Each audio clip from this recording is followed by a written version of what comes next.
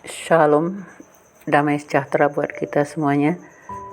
Pagi ini apakah Anda sudah membaca firman Tuhan? Bagi yang belum membaca, mari bersama-sama kita membaca firman Tuhan. Namun sebelumnya kita awali dengan berdoa. Bapa Surgawi, Bapa yang kami sembah dalam Yesus Kristus, puji dan syukur dan terima kasih kami kehadirat-Mu. Tuhan, Engkau selalu baik bagi kami merasakan kasih setia Tuhan menyertai hidup kami. Pagi ini juga Tuhan izinkan kami boleh melihat hari yang baru, yang indah yang datangnya daripada-Mu.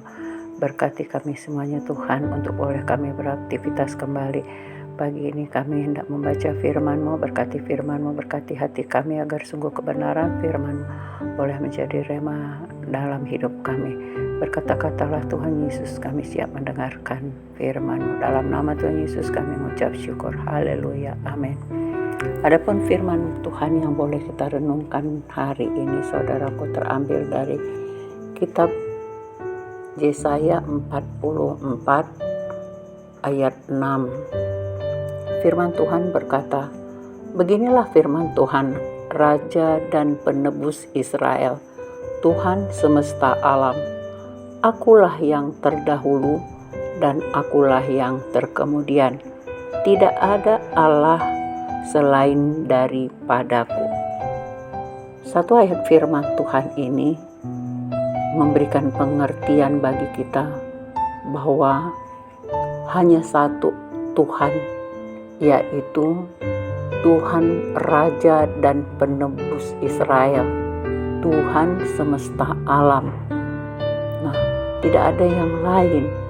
Kalau di kitab Wahyu dikatakan bahwa akulah Alfa dan Omega, jadi artinya yang terdahulu dan yang terkemudian. Demikian juga di dalam firman ini juga dikatakan, akulah yang terdahulu dan akulah yang terkemudian. Nah, oleh karena itu tidak ada Allah yang lain, saudaraku, yang harus kita sembah. Hanya Tuhan Yesus Kristus Juru Selamat kita yang hidup. Tuhan Raja dan Penebus Israel. Nah, barangkali Anda masih ingat kalau di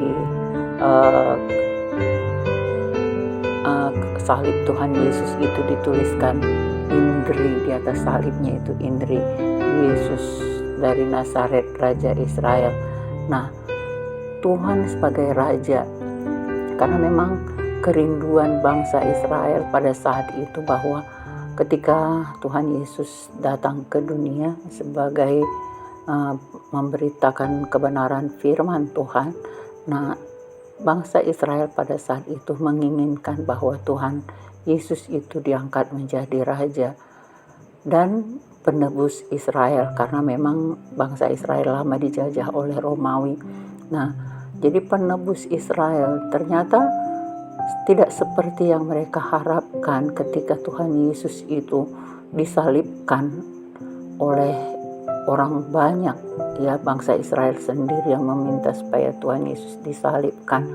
Maka ternyata disitulah penebusan itu, walaupun menurut mereka Tuhan Yesus itu disalibkan, nah tetapi ternyata melalui salib itulah penebusan bagi bangsa Israel. Nah, kemudian apa hubungannya dengan kita kalau di sini disebutkan bahwa Tuhan Raja dan Penebus Israel? Lalu kita siapa? Kita bangsa Indonesia. Tentunya ini ada hubungannya dengan kita bagi orang yang percaya, karena firman Tuhan juga mengatakan di kitab Yohanes 3 ayat 16, karena begitu besarnya kasih Allah akan dunia ini sehingga Ia mengaruniakan anaknya yang tunggal, supaya siapa yang percaya kepadanya tidak binasa tetapi beroleh hidup yang kekal. Jadi semua orang, jadi kalaupun kita bukan bangsa Israel, saudaraku, tetapi kita adalah Israel rohani. Nah, oleh karena itu berdasarkan iman percaya kita bahwa Tuhan Yesus lah yang menebus dosa kita ketika kita berdosa. Dia rela mati, disalibkan untuk menebus dosa-dosa manusia. Nah, bagi orang yang percaya, maka Dialah yang menjadi Tuhan dan Juru Selamatnya. Kemudian kita lanjutkan, Tuhan semesta alam. Nah, benar, karena Tuhan memang pencipta langit dan bumi dan segala isinya. Jadi Tuhan semesta alam, jadi semuanya. yang ada di alam dunia ini, baik itu daratan, lautan, tumbuh-tumbuhan, ikan, burung, manusia, semuanya adalah ciptaan Tuhan. Jadi Tuhan adalah Tuhan semesta alam. Lalu firman Tuhan berikutnya mengatakan, akulah yang terdahulu dan akulah yang terkemudian. Jadi tidak ada sesudah Tuhan Yesus, tidak ada lagi Allah yang lain, saudaraku. Jadi hanya Dia satu-satunya Allah, Dialah Tuhan Juru Selamat kita. Jadi akulah yang terdahulu. Jadi sebelum dunia ini ada, Dia sudah ada, dan Dialah yang menciptakan langit dan bumi dan semua isi bumi ini, Dia yang menciptakannya. Dan kemudian akulah yang terkemudian. Artinya ketika dunia ini akan lenyap, maka ketika Tuhan datang untuk kedua kalinya, maka Dia yang akan memimpin menjadi raja, karena memang di situ Dialah yang akan memimpin manusia. Tidak ada lagi air mata, saudaraku. Nanti kita akan baca di kitab Wahyu, ada kerajaan 1000 tahun itu dipimpin oleh Allah sendiri, yakni Tuhan Yesus Kristus. Tidak ada Allah selain daripadaku. Nah, jadi tidak ada Allah selain daripada Tuhan Yesus Kristus. Jadi tidak ada bedanya. Ini yang kita baca di kitab Perjanjian Lama, kitab Yesaya. Lalu di Perjanjian Baru kita baca tentang Tuhan Yesus. Tidak ada bedanya antara Tuhan yang ada di kitab Perjanjian Lama ini dengan Tuhan yang di Perjanjian Baru, saudaraku. Jadi jangan Anda bedakan bahwa Tuhan Yesus itu ada hanya di Perjanjian Baru saja, tetapi sebenarnya Allah itu adalah Tuhan yang di Perjanjian Lama adalah sama, karena firman Tuhan juga mengatakan bahwa Bapa dan Anak adalah satu, ya. Oleh karena itu jangan pernah Anda meragukan firman Tuhan bahwa Tuhan Raja dan penebus Israel, Tuhan semesta alam.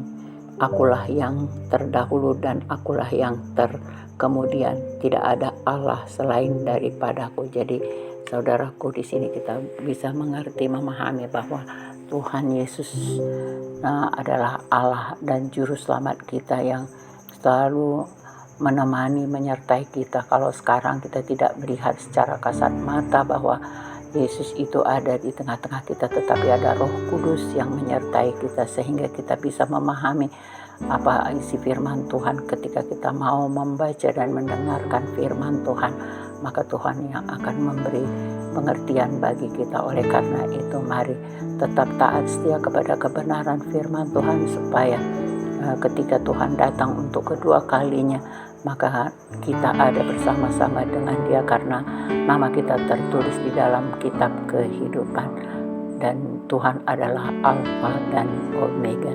Demikian firman Tuhan yang boleh kita renungkan hari ini, saudaraku. Mari kita tutup dengan berdoa. Bapa Surgawi, terima kasih Tuhan, Engkau mengingatkan kami hari ini bahwa Engkaulah yang terdahulu dan Engkaulah yang terkemudian. Tidak ada Allah lain, hanya Engkaulah satu-satunya Allah.